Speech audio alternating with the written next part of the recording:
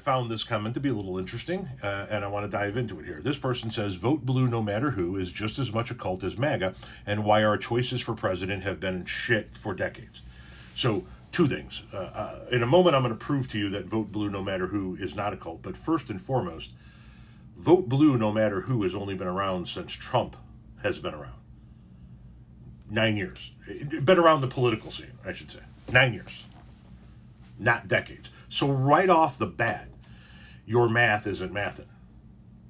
Because we haven't heard vote blue no matter who for decades. We have heard vote blue no matter who in the era of Trumpism. Now, on to the proof.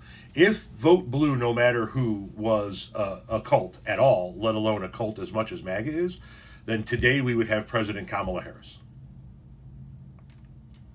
The fact that millions of people that voted Democratic didn't bother to vote or didn't bother to vote for the top of the ticket this time around shows you how much of a cult they are not. If they were in a cult, they would have just voted for Kamala. And we would have gotten over 80 million votes for Kamala like Joe Biden got, and Donald Trump would have never had a second administration if we were a cult. That in and of itself proves to you that vote blue no matter who is not a cult.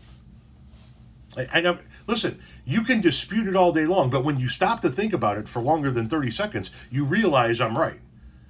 If vote blue no matter who was a cult, a political cult like MAGA is a political cult, Donald Trump would have never won in 2024. Kamala Harris right now would be setting policy and getting her confirmation picks approved to the Senate. And we would have the Senate and the House.